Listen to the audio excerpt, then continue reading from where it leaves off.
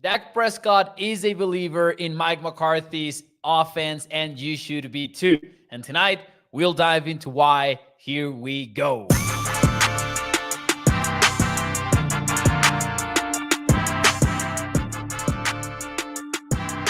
What is up, everyone, and welcome into A to Z Sports Dallas Prime Time. I am your host, Mauricio Rodriguez, streaming with you live every Sunday through Thursday night at 8 p.m. Central here on Dallas On Demand Sports Talk Network, with a lot more content coming your way. Make sure that you check out atozsports.com/Dallas. And as always, do me a favor and hit the like button if you enjoy the content.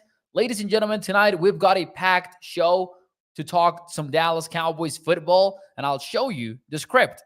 Tonight we'll talk about Dak on Mike McCarthy, and also some Jerry on Mike and some Jerry on Dak, kind of. We'll get to that in a little bit.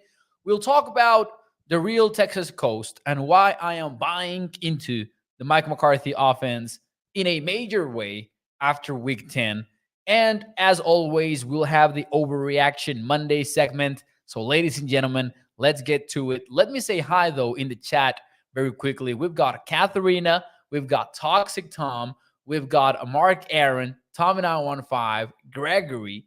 We've got a lot of people here on the show. We've got Marcus Jones as well. Let's get to it. Let's talk some Cowboys football tonight because, man, I'm in a good mood. I'm happy about the Cowboys offense. And I don't know that anyone can blame me. Maybe some past experiences want to hold us back in buying into what this offense is turning into. But I am all in. I'm pushing the chips onto the table. And I'm telling you right now why I believe in it. But first, let's get to the quotes here very quickly, because I told you Dak Prescott is a believer in this offense. Let me show you what he had to say. Dak on Mike after the game, he said, "I've never been as confident, as free, as connected with other guys and the offense, play calling, and just this whole system and what we are trying to get." That is maybe for some people a small quote, but I think it matters. Never being as confident, as free, as connected. We know about Dak Prescott's past. He's worked with Kellen Moore. He's worked with Scott Linehan. So maybe some people will joke and say, hey, you know what? The bar is not that high. But especially with the Kellen Moore situation, it's not that low either. And for Dak to go out there and say, you know what? This is the most confident that I've felt in an offense, as free as connected. And, we're not talking about that July training camp type quote. It is November right now. And this is what matters the most here, Prescott's words are tied into the results so far, because Prescott is on a roll right now. He's one of the best quarterbacks in the NFL in efficiency for the entire season, but it gets even more drastic if you just look at the numbers for week 9 through week 10. Dak Prescott is number 1 in EPA per play. At first, you had to filter maybe through third down plays to get there. But now Dak Prescott is working as one of the most efficient QBs in the league. Some people are talking about him in the MVP race even. And it might be too early to get into that. I think he needs to win the division just based on past results to win the MVP award. But I'm going to tell you right now why it kind of makes sense. In total EPA, he's number 4 in the NFL. And if you go to pass EPA, he's 7th. So he's not one of the favorites to win it, but I'm going to tell you something, man. Every year, the MVP goes to the quarterback with the highest passing EPA, and he is within the top 7 in that category. So he's got a shot. I'm not going to say that he's a favorite. I'm not going to call for him to win it. I'm just going to say he's NFC East in order to go ahead and lock down that award. Let's get into what Jerry also had to say about Dak Prescott. And to me, it sounded like a very indirect compliment to Mike McCarthy. I'm going to show you why. This is Jerry Jones on Dak Prescott. Dak is playing as good as I've ever seen him play. Now, I'm going to ask you something in the chat, ladies and gentlemen. Do you agree or disagree with Jerry Jones's assessment? Is Dak Prescott playing at the best level he's played in his career, basically. Jerry added he's playing with confidence, but knowledge of the offense, and he's playing in sync with his coaching. So, ladies and gentlemen, that is Jerry on Dak. And although I understand what you guys, I see some of the comments right now in the chat, and I understand some of the, who cares what Jerry Jones type stuff says right there. But do you agree or disagree with him? Just for this specific comment, right? Because I agree with it. I think this is one of the best versions we've seen from Dak in a long time. Toxic Tom says, from the guy who fired a head coach and is a GM, his opinion is invalid. There is this quote, I don't remember from which, there's who is it? It's a Roman philosopher, but I don't remember who says like, hey, you know what? Even a bad writer, you can learn from his good writing. So whatever your opinion is from Jerry Jones, and you know that I'm critical of Jerry Jones here on the show, I agree with him right here, and it's worth discussing. And when I read this quote from Jerry Jones, and I thought about what we've seen from the Cowboys offense recently, I kind of thought, hey, you know what? That is the biggest compliment that you can give Mike McCarthy. That is the biggest compliment that you can give Mike McCarthy right now. The fact that Dak Prescott is playing at his best, at his career best. Not only that, but just getting your top dog involved as often and as efficiently as the Cowboys have involved CeeDee Lamb. That sort of stuff is what we had not really seen in Dallas, even with the efficiency results from Kellen Moore. The role that we are seeing right now between Dak Prescott and CeeDee Lamb, where they are really playing like one of the best duos in the NFL, that is also a testament to McCarthy's skill set as a play caller. And at the very least, we need to acknowledge that and praise that. I remember back in week 3, was it? When the Cowboys, that was week 2, when the Cowboys played the New York Jets. And CeeDee Lamb went off against New York. And we were like, that's what we wanted out of a new play caller. We wanted somebody that can get CeeDee all those touches and can scheme him open. And he did that versus the Jets. Had a fantastic game. And then after that, it became very inconsistent once more until we hit rock bottom in San Francisco in week 5. But since then, CeeDee has been on a roll. Dak Prescott has been on a roll. And the fact that we are seeing that right now, to me, is the biggest compliment that you can pay Mike McCarthy. This is the best QB play that we've seen from Dak Prescott yet. Judging by the comments, though, a lot of people agree. Katharina says agree. Marcus Jones says he agrees. Let's see here. Mark Aaron says, let's beat a good team. And that is all, fair and well. But I'm going to tell you what's not fair and well. Trying to pretend like this thing that we've seen recently does not matter. Because that would be just like, a little bit unfair. Let's say unfair. But in the NFL, everything matters. And this run that Dak Prescott and CeeDee have been in definitely does matter, even if it's not against, the 49ers, which are the team that has traumatized Cowboys Nation. And not only that, but we've seen this against a good team, the Philadelphia Eagles. You want to talk about a team that is maybe not an elite defense, but it is a good, solid defense. Like overall, one of the best defensive lines in the NFL. Could definitely be better in the secondary, but also not any team goes to Philadelphia and puts the offensive performance that the Cowboys put up against them. So I understand the trauma. I understand the desire to protect ourselves from being hurt.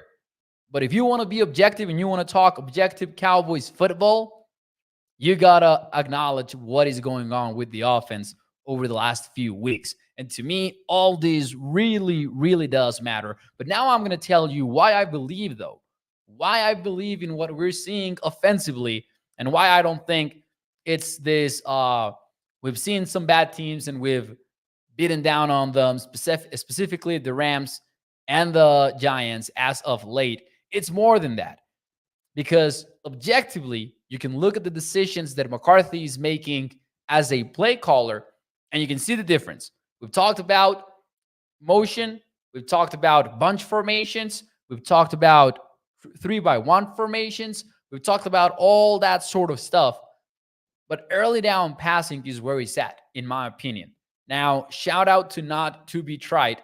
In my opinion, one of the best accounts to follow on Twitter or X or whatever you want to call it. But how about this number right here? Heading into the bye, Dak Prescott was 8 in third down attempts. Keyword here, attempts. We're not talking about efficiency. We're just talking about how many third downs have you faced in the season, and Dak was in the top 8. In other words, he wasn't really, or the offense was not moving the chains in first and second down. After week 6, or after the bye, he's 17th. No, he's 17th, since week 6. In other words, the Cowboys are seeing fewer and fewer third downs. And why is that? Let me show you this breakdown very quickly using Ben Baldwin's numbers. And don't worry if you don't want to break down the entire graph, but just look at the numbers on the right side and look at the negative numbers, which are pretty much every one of them. That is pass frequency over expectations. In other words, league average, how many times the teams throw the football on 1st and 10, and how more often or how more or how less often do you do it? How often, how aggressive are you throwing the football in early downs? And you can see every single one of those numbers except for one, which is 2nd and 3rd to 2nd and 7. The Cowboys were a team that was conservative as heck, because in almost every category but one, they threw the football in less than the league average did. So you look at 1st and 10, and the Cowboys were throwing it were less often than a league average team was. If you look at 2nd and short, they were much more conservative than league average. The same for 2nd and 8 plus, the same for 3rd down, especially for 3rd and, say, intermediate. The Cowboys were not aggressive at all. Now compare this to after the bye week. Holy smokes. The Cowboys are one of the most aggressive teams in the entire NFL. Dak Prescott and the Cowboys have thrown the football 20% over expectations in 1st and 10. The Cowboys are going out there, they're lining up on 1st down, and they're slinging the ball. This is more or less at a 60% rate. We're talking about 6 or 7 out of 10, 6 or 7 out of 10 first downs, they throw the football. This is the aggressive shift that we wanted to see from McCarthy at the bye week, and boy, has he delivered. And not only that, we're not seeing like the quick game that was known to Mike McCarthy's style of offense before, right? We're not only seeing those 5-yard throws. You're not throwing on 1st and 10 because you're throwing a quick slant or a quick flat or a quick hitch. The Cowboys are pushing the football downfield. They're also 14% more aggressive than league average on 2nd and 1 to 2 yards to go. And this is my favorite one. If you look at 3rd and 1 to 3rd and 2, they are 45% more aggressive over league average when it comes to throwing the football. And you know why that is? Think about it. Why would the Cowboys be so willing to throw the football on 3rd and short? Because, man, they can go out of empty. They can go out of bunch. They can do a whole lot of stuff. And they know that if it comes to it and they're in enemy territory, they're likely going to go for it because they're also being very aggressive. So they would much rather take 2 shots via passing than running the football when it's not working, really, because I do believe it's not working a whole lot for the Cowboys, the run game. I love all of these numbers, man. I'm going to be honest with you. These numbers make me a believer in the fact that McCarthy has really changed the Cowboys offense. And at first, man, At first, it was one of those things where I was like, I don't know. I've seen this before, and they're going to go back to their old ways in no time. It's going to happen. They did it for one game, especially against a weak opponent. But when push comes to shove, they're going to go back to wanting to establish the run. They're going to go back to doing all that. Well, the Cowboys have not done any of that. The Cowboys have actually been aggressive for 3 consecutive games, all of them after the bye week. And that includes a somewhat mixed bag of games. You had the Rams game at home, which was against a foe that you weren't in a position to really be overly confident against LA, right? You had struggled against the Chargers. You were out of the bye week. The Rams were clearly doing this sort of, they were putting up a threat against some good teams with Puka Nakua and Cooper Kupp and all that. So you wouldn't overlook them, is what I'm trying to say. That is the word. You were not going to overlook the LA Rams. And the Cowboys were super aggressive against them. They went on the road to play against the Eagles, one of the biggest games of the season. They were super aggressive. Not on the first drive. They weren't super aggressive on the first drive. And then a game that, you were supposed to blow out the Giants, and they did. And they also were super aggressive. Even when they had the game in the bag, they kept the foot down, and they just started adding points by being aggressive on early downs. So I do believe, man, this is the version of the Cowboys that we're finally seeing and that we will continue to see, in which they're just going to let Dak Prescott cook and do his thing. And it feels like pretty much the Cowboys organization is on the same page, and they want this to happen. And I mentioned Jerry Jones's quote before the game, where on Friday he was talking about, you got to pass the football to establish the run instead of doing it the other way around, which is the old school way of doing it, and the old school way that they've been preaching for years that they wanted to do it. So there is a mindset shift there that, if you have heard Jerry Jones for years now, you kind of caught it while listening to him. You were like, wait, that's not what Jerry would usually say. That's because I believe in-house this change is happening, and I'm here for it because I'm always going to be a supporter of early down passing until proven otherwise, because every piece of research in football tells you that it's not about being efficient on third down. It's about avoiding third down altogether. And that's what the Cowboys need to learn from some of these top offenses of the last few years. You've got the Kansas City Chiefs and the Buffalo Bills, which are not having fun in 2023. But for so many years, they were dominating the NFL because of this aggressive mindset. They're not having fun right now because they've got some personnel issues. The Kansas City Chiefs have no wide receivers right now. The Buffalo Bills have no one beyond Stephon Diggs, and the offensive line sucks. And we're actually seeing them lose to the Denver Broncos 9-0 right now with 7 minutes left in the second quarter. So all I'm saying is, you know what? Keep an eye out on how aggressive the Cowboys are for the rest of the season, because we sure hope they stay on the same track.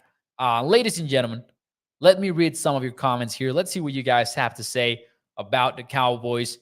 Guru says, Brandon Cooks breakout celebration, and man, oh man, Brandon Cooks. How about that, Cowboys? One of the most impressive things out of that game, for sure. Let's see here. Eric says, let me fix it for you. They make the pass for the only because, Eric says, let me fix it for you. They make the pass for the only because the front line still healing two of the. I'm sorry, Eric. I need help with that one. I'm not exactly sure what that was supposed to say. Okay, I think here we go. It would change when the front line healed up enough to run first and pass second. Okay, so I'm not entirely sure. So Eric, you can correct me here if I'm wrong, but I think what you're trying to say is that they're making the pass a priority because the offensive line is hurt, or or what was that?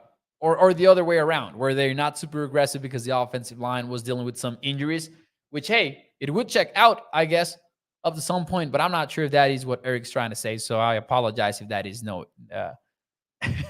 if that is not it. Howe says Mo finally being able to participate in No Shave November or Dallas or Dallas participating in a Super Bowl. What happens first? Man, it better be the Cowboys winning the Super Bowl because I can tell you the first one is never going to happen. Man, it's so frustrating too. Not because I want a beard, but because it grows enough for me to have to shave. Because, man, if I don't shave, it just looks super, super bad because it doesn't grow. It doesn't really grow. It's just a pain in the ass. And hey, House, I respect it, man. That was a great comment.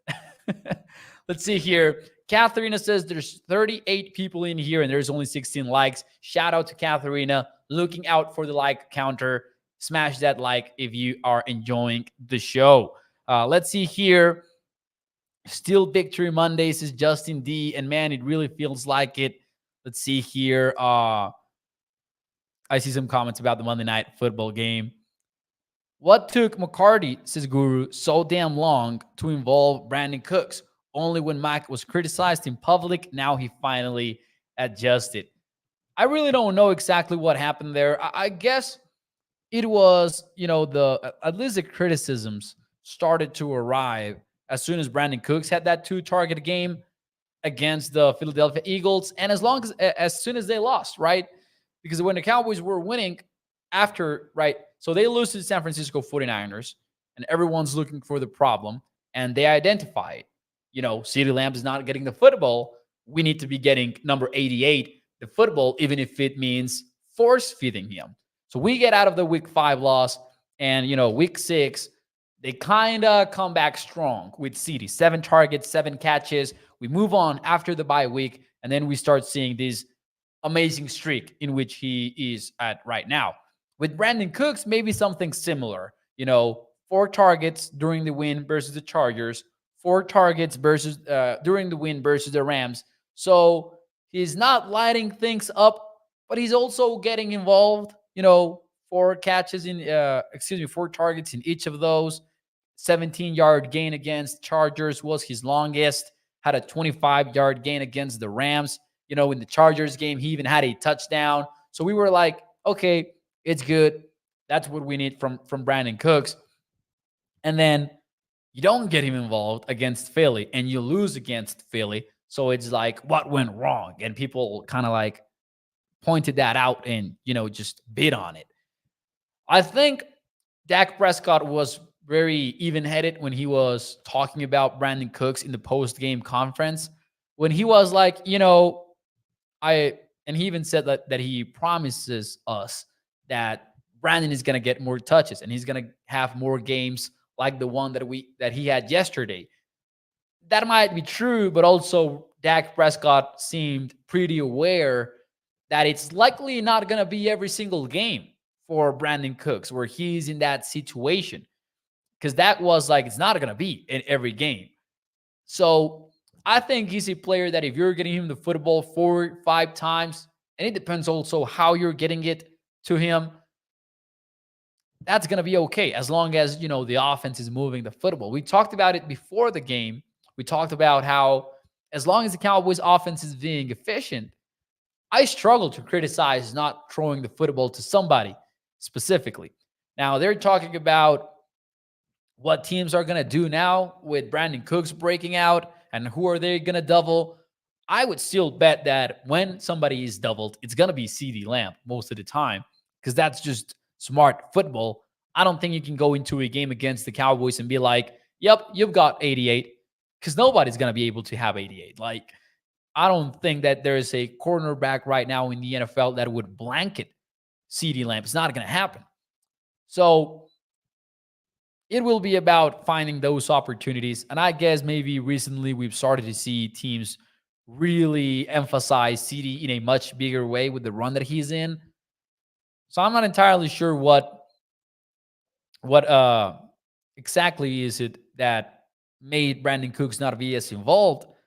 But hey, if you can get him the football over 5 times a game and he can be effective with it, then it's game over. I believe it's like one of the best versions that you can ask from the Cowboys offense, basically.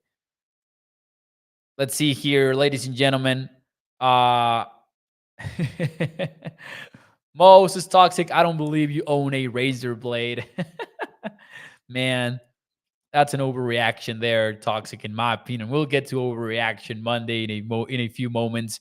Let's see here. Guru says, maybe if we complain about the lack of running backs in the past, maybe we'll finally start using the running back screens. I mean, maybe. And again, you can benefit from it, but I'm just not going to overthink the passing game right now. You look at the NFL, and I believe it's the best passing offense right now in EPA per play, if I remember correctly. And if it's not number one, it's like number 3, something like that. It's in the top 3. And we're talking about CD potentially being the number 1 wide receiver in the NFL. I have decided after looking at it, I'm still not making him exactly my number 1 in my own rankings, but it's in the top 3. I don't think that you can rank anybody else right now right up there with Tyreek Hill, AJ Brown, and CD with the seasons that they're having. You can talk about Davante Adams still being the best, and maybe so, but unfortunately, it is an opportunity position. So you kind of need to go back to other years to back that up, in my opinion. So I'm going to go with those 3 as my top 3 in whichever order you want to position them in. Give me Tyreek, give me AJ Brown, and give me CeeDee Lamb. And if we are in agreement with that, then you're not, and the offense is working, you're not going to get complaints from me about somebody not getting enough targets here or there. It's not going to happen here on prime time. I am sorry. I would much rather keep seeing CeeDee Lamb get 10 targets per game than have Jake Ferguson, Brandon Cooks, and say Michael Gallup or Jalen Tolbert or whoever you want have enough targets. Because I can guarantee you that. I can guarantee you the following.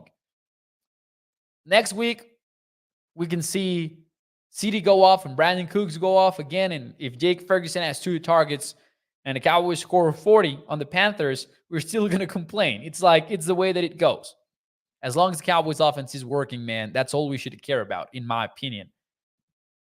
Unless it's working because they're getting lucky or something like that. But the Cowboys have been super efficient over the last few weeks. Again, game's getting interesting in Buffalo, 9-8 right now on the scoreboard. Ladies and gentlemen, how about we get into... Oh, no, I actually had a couple more notes before we move on to Overreaction Monday. This is the cherry on top of this show, in my opinion. This is the cherry on top because we're talking about, why we believe on the Mike McCarthy offense, why Dak Prescott believes in the Mike McCarthy offense. I'm excited with, obviously, what's going on with Mike calling the plays. But here's something that it's one of those things where you really don't want to start monitoring it, but we're going to do it anyways because I think it's worth doing it. We talked so much about the Cowboys' red zone offense being an indictment on McCarthy's play calling over the first few weeks of the season. And hey, fair enough. It was a concern. It is slowly becoming less of a concern. And right now, the Cowboys are second in the NFL in trips to the red zone. That is second best in the entire league. And within the red zone, they are scoring a touchdown in 53% of their drives into the 20-yard line. Now, that is 18th best in the NFL. Not great, but definitely much better to when they were bottom 5 in the league. Now, that is boosted a little bit because they went 6 for 7 against the New York Giants, which, again, that's an insane number. 6 for 7, and the one where they didn't get the touchdown was where they went for it on 4th down. Didn't get it. But they're 6 for 7 against the Giants, 3 for 5 against the Eagles, which is a good mark. 3 for 5 on the road against Philadelphia. Not going to complain about that one a whole lot. And then the other one, man, was 2 for 4. And that was against the LA Rams. So you're slowly starting to see, you're slowly starting to see the red zone offense come together. And you look at that and you look at some of the details, and man, I have no complaints really about what we're seeing right now from the Dallas Cowboys offense so far. House Nelson with a question that I will open up to the chat. He says, who is our best rookie so far? Best rookie so far. I can tell you what, it's not Luke Schoonmaker, right? It's not. It's been a very impressive draft class in the sense that, man, a large part of it has been inactive. And I see two back-to-back comments saying Brandon Aubrey. I don't consider Brandon Aubrey a rookie because the NFL doesn't consider him a rookie. So I'm going to pass on that one. I'm not going to say Brandon Aubrey because I don't think that he should be eligible because he doesn't count as a rookie. A rookie has to be out of college, has to go through the draft, cannot be somebody that has already played Pro Bowl. Pro Bowl, I see professional bowl, not the Pro Bowl. So just being fair, Brandon Aubrey is not going to be in anyone's, rookie of the year type rosters. Man, I see Toxic saying Massey Smith. I see Peter Rizzo saying Massey Smith. I cannot blame you. I think it's real. And you might be like, wait, hold on, pause. But Massey Smith has played very little, and I'm not criticizing him for it. But I don't know. I struggle to say that, he's had his stamp in the Cowboys 2023 season. He hasn't. And Aubrey, in a way, has.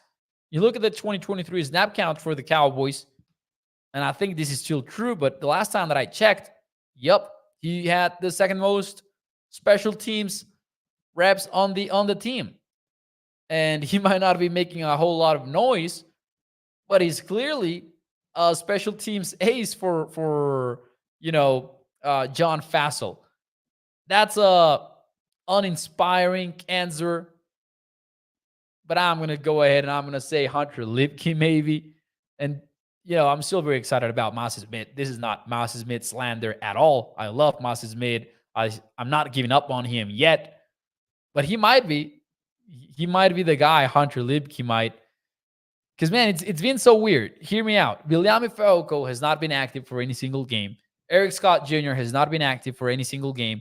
And Marvin Overshown, who would probably, I'm just going to make a blind bet here. I think it would be the Marvin Overshown if he wasn't hurt for the entire season. Because he would be getting reps, right, at linebacker. But we don't know. And then Fehoko was a fourth rounder. We've talked about him.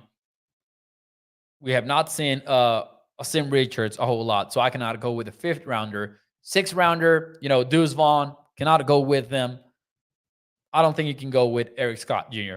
As a matter of fact, you can't. And then Jalen Brooks. Hey, Jalen Brooks might be getting more opportunities in the future. That will be an interesting decision for the Cowboys to make once Kevontae Turpin comes back. This is not anything against any of the rookies, man, but I get it. You guys might be right with the Massey Smith pick. I'm just gonna say, it's tough to go with any of these rookies right now because Massey Smith is the guy that has played the most offense/defensively, and he's at 27%. Now that's not his fault really, but it's probably Massey, I guess. Probably Massey. Just hasn't made a big impact, and that's okay because that was a pick that was required to take time, right? We were expecting it. And if you want to consider Aubrey a rookie, go for it. I just think it's kind of, I think it's kind of unfair because he's not a rookie.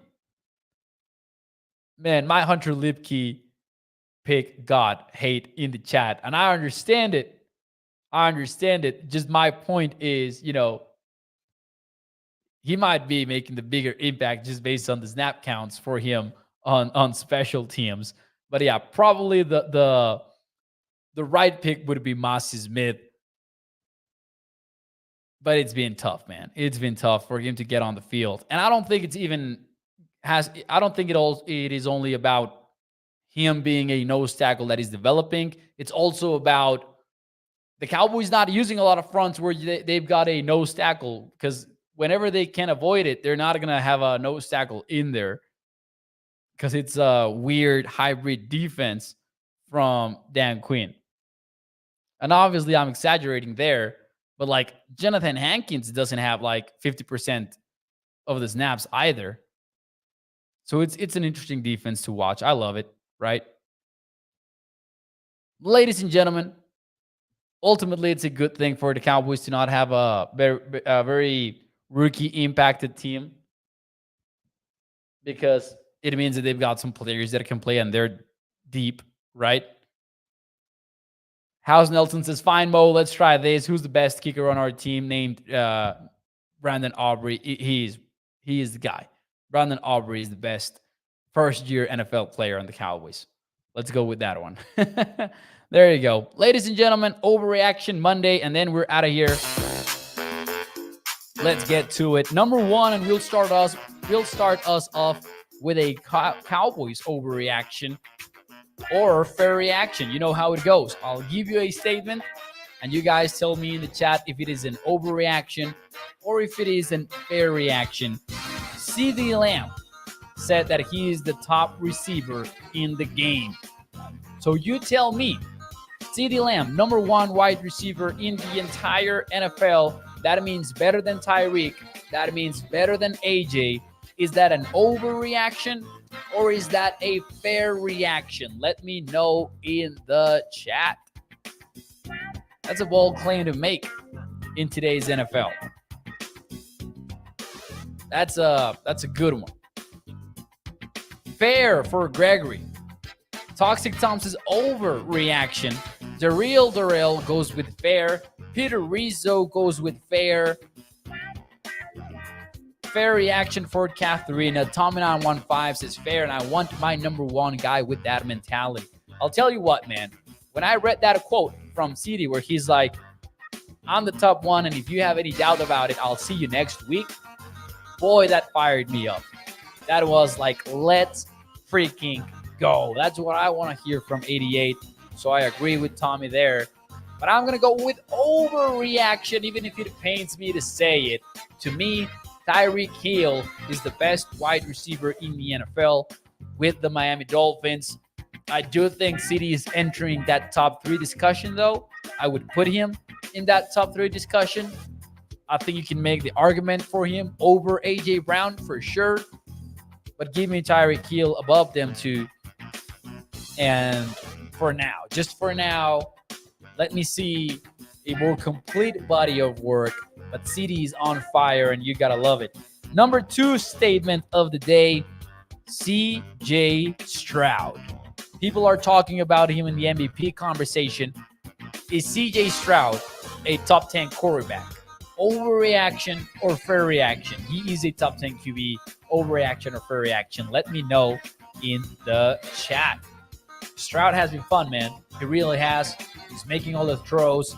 He's making former Cowboys look like absolute legends. Noah Brown had 173 yards last weekend. Dalton Schultz has been on fire over the last couple of weeks. Fair reaction or overreaction? CJ Stroud, top 10 quarterback in the NFL. The real Darrell says overreaction. Toxic Tom says overreaction, small sample size. Katharina says overreaction. And I see Gregory going with the fair reaction, man. And hey, it's a tough one, man. I'm just going to say, first reaction that I had was, you know what? That's an overreaction. That is an insane thing to say about a rookie. But then I started to list the QBs in my head, and I was going through them. And man, CJ Stroud might fall like at 11th or 12th or something like that for me. I'm going to go with a very slight overreaction because, man, I like what I'm seeing from CJ Stroud 9 weeks into or 10 weeks into his career. But I'm going to go overreaction for now. Final one. Maybe, just maybe, the Steelers are a good football team. Is that an overreaction or is that a fair reaction? These guys are 6-3. We didn't think they would be making the playoffs, but right now that record is a record team. So you let me know in the chat, Steelers, good team, overreaction or fair reaction. I'm not even going to talk about winning the AFC North or anything like that. I'm just going to keep it simple, but controversial. The Steelers are a good football team. Let me know what do you think about that in the chat. They're 6-3, man. It's the same record as the Cowboys. But yet, it's not that simple, is it? Gregory says overreaction. Peter Rizzo goes with overreaction. Katharina goes with over. Toxic says good. That's fair. Troy asks, who are the Steelers? Man, I hate to say this about a 6-3 team, but I'm going to go with slightly overreaction. Man, that's why I picked good. Because if I had said very good, people would have been like, absolutely, it's fair. But Toxic Tom and Tom915 go with fair. A lot of comments go with overreaction. I'm going to go with slight overreaction. Not going to hate on a 6-3 team. But this football team is dead last in red zone trips. And just to give you context, the 4 teams that follow the Steelers in that category have all losing records and are a combined 10-27 so far in the 2023 season. So I'm just going to go like, hey, overreaction for now, because that's such a bad offense, man. They beat the Packers. I thought the Packers were going to win that one. That was one of my best bets of the week. I had Packers +3. Cowboys, the Steelers didn't deliver. And the Packers didn't deliver. So I kind of hated that a little bit. But hey, took revenge of them, I guess. Ladies and gentlemen, we'll get out of here right now. Thanks so much for tuning into Primetime for another night. I appreciate you joining the show. Hit the like button for me. If you enjoyed the show, if you like the content, hit the thumbs up for me. And I'll see you tomorrow night. And remember, mark your calendars. On Thursday, we have a crossover show. The Skywalker Seal is going to be with me here on Primetime. And we're going to have some fun talking some Cowboys football. Ladies and gentlemen, let's get out of here. Thank you so much. Josh Allen was picked again during the outro. Holy smokes, man. Holy smokes. I'll see you tomorrow night. Bye-bye. God